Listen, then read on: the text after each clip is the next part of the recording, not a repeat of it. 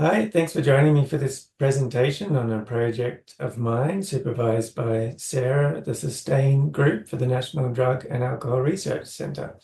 For this project, we were looking to define what community action is and also explore its evidence for effectiveness in the prevention of drug and alcohol issues.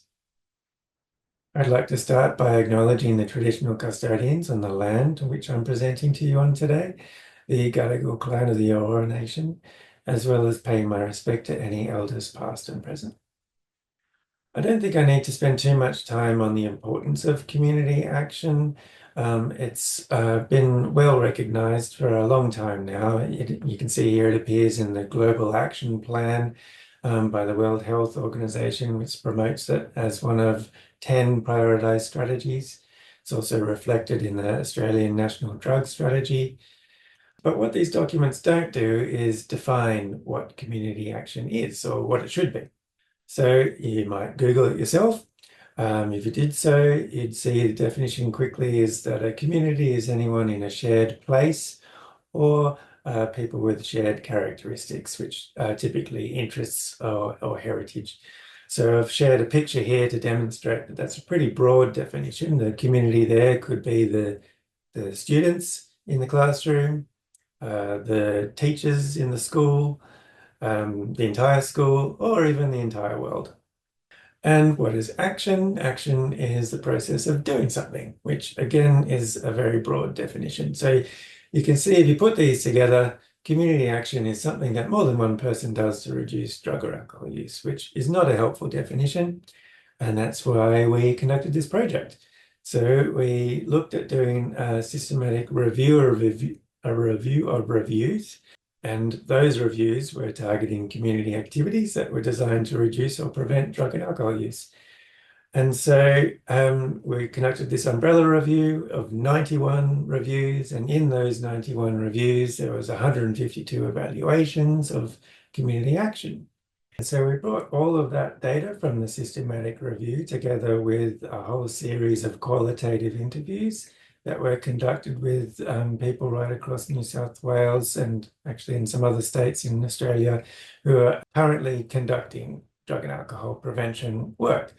And some of them have been doing so for over 20 years. So we brought together this qualitative information with some research evidence from the literature review to gain a better definition of community action. So in the context of drug and alcohol prevention, community action, the communities was referring to a postcode. So generally a region of like a city, town, an LHD at that kind of level.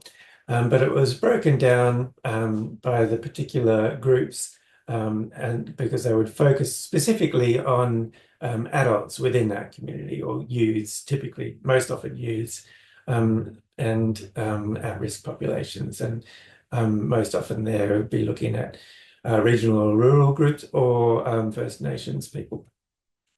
And then the action was described as being prevention, focused on prevention, is very comprehensive and place-based, and I'll go through each of those. So by prevention, we were including, upstream. They're looking at stopping use before it starts, but as well as early intervention. And so this is not typically looking at treatment, for example, and rarely harm minimization. The action was very comprehensive in that it had to take a number of strategies and focus on different risk and protective factors at the community level, as well as taking actions on an individual level, and typically in multiple settings in the community. And that it was place-based. And so that's to say that it was a group of community organizations that were coordinated and led. And those organizations are referred to as coalitions. And so the coalition is just a formal and informal organization of individuals that had the skills or expertise to look at preventing drug and alcohol use. So on the ground, community coalitions typically invite people from these four groups: health, police, school, and vendors. And so it's not always all four, it's rarely all four. usually just one, probably mostly just members in the health group there. LHDs maybe bringing together youth services and schools as well. Quite common, less common to involve police, although it's very valued when it is involved. And the community action typically involves vendors, and I'll go into that in a little bit.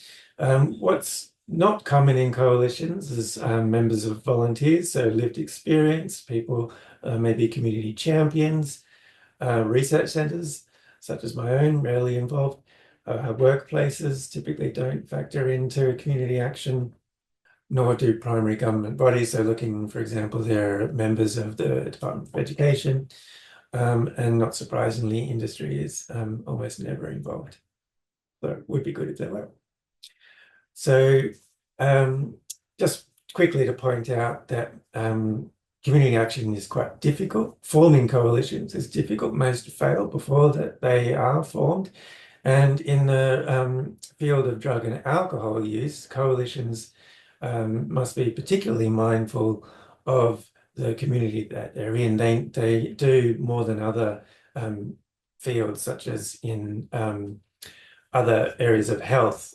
For example, the initial community level initiatives, when they were looking at things like obesity or heart health, didn't have to worry so much about the community's opinions on their actions, but it does matter in the drug and alcohol field.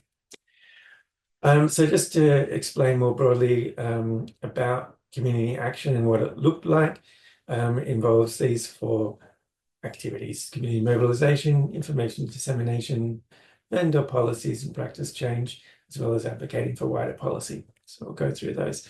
So community mobilization is the most popular action.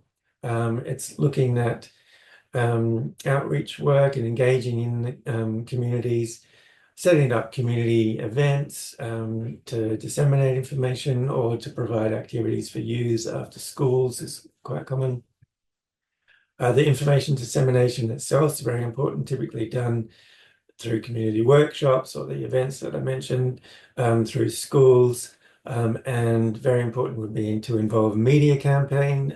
There's evidence for effectiveness there, but it is also highly resource intensive. Then looking at changes to vendor policy and practice, typically this includes things like liquor accords, getting vendors in the community to change their hours of operation, for example, limiting service late at night, limiting the use of promotions, getting rid of the buy two for one sort of things, training on responsible beverage service, and also looking at improving the environment around the venues, things like having water available. And then the last set of activities is advocating for change in wider policy. These are where we see greatest evidence for effectiveness, but these things are out of the scope of communities to change. But what they can do is advocate for them to be implemented. So these are the big buys. We know that, like, for example, restricting alcohol advertisements and looking at reducing supply and demand. These activities have a wealth of evidence. It's just that they're out of scope for a community coalition, but they can enact the policy when enough of the community shows support. So now touching on impact, I don't have time to discuss why evaluating community action is difficult. So just briefly, when you're looking at a community level, randomization can be difficult because you need to match communities on a number of different levels, and the sample size can be difficult to achieve. And also it's very resource intensive, and a lot of communities, the coalitions that are responsible for community action, don't factor in funding for evaluation.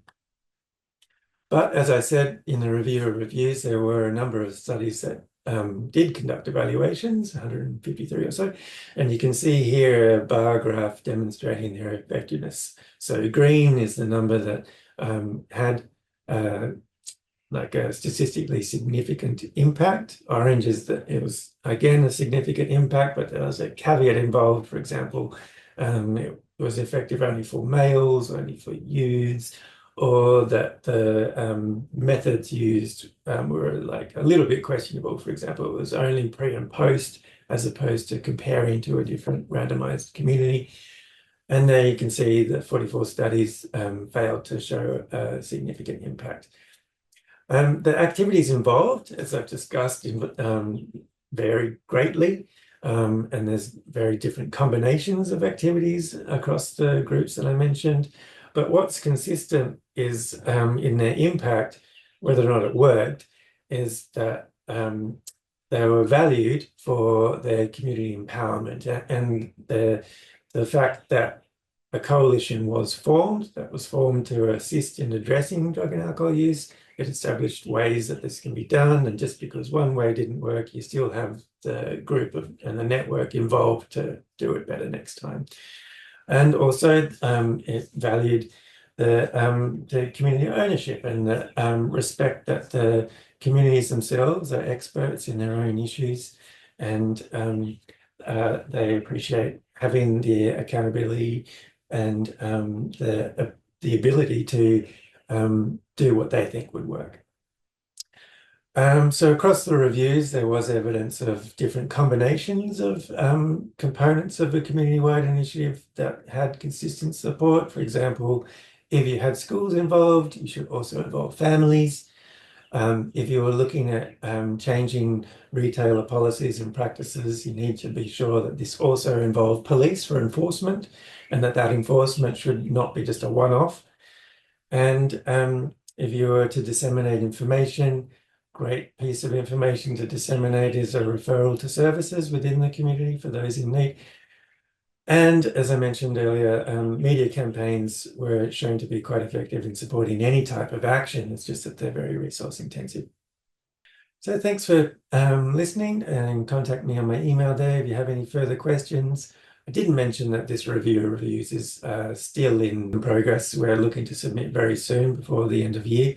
But if you'd like any questions answered, then contact me anytime. Thanks.